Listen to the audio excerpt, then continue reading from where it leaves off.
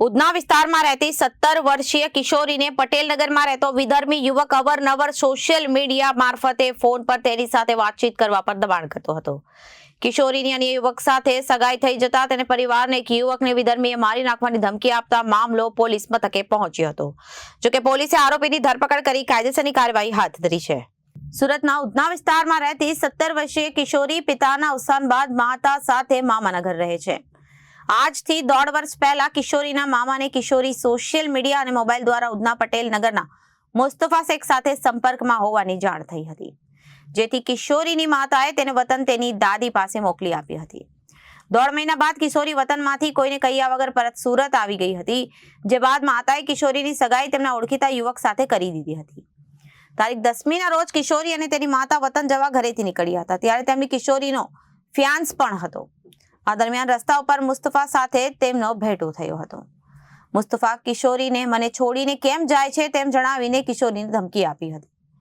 ત્યારબાદ કિશોરી તેના ફિયાન્સ સાથે ટ્રેનમાં બેસી ગઈ ત્યારે યુવકને ધમકી આપી હતી કે તું બે લડકી से शादी करेगा तो तुझे जान से हाथ धोना पड़ेगा, કઈ યુવકને ડરાવવામાં આવ્યો હતો। આ હકીકત કિશોરીની માતાને જણાવતા તે અડધે રસ્તેથી પરત સુરત આવી ગઈ હતી।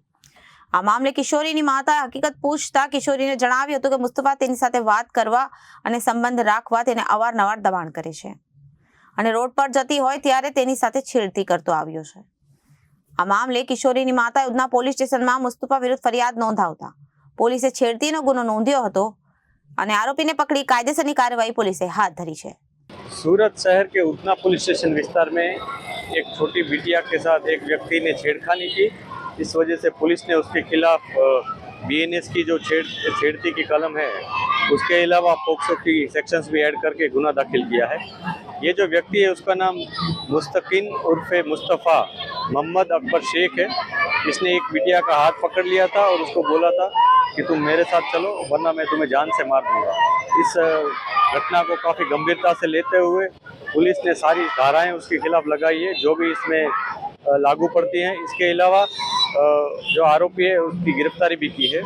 आरोपी की गिरफ्तारी के बाद पुलिस ने ये भी जांच कर रही है पुलिस कि उसने इस तरह की घटना कहीं और की है कि नहीं और इसका और कोई गुनाहित इतिहास है कि नहीं, वो भी हम जांच कर रहे हैं। सर, लड़की के जिसके साथ शादी तय हुआ सर, उसको फोन पे धमकी दिया है, व्हाट्सएप पे धमकी दिया है, उसको विस्तार रेलवे स्टेशन पे 4-5 जन के साथ मिलकर मारा भी है। इसको दाखिल होगा।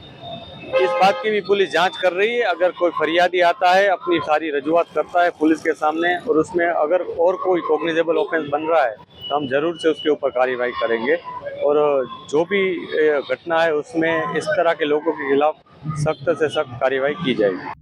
रिपोर्टर अरविंद राठौड़, जनादेश न्यूज, सूरत।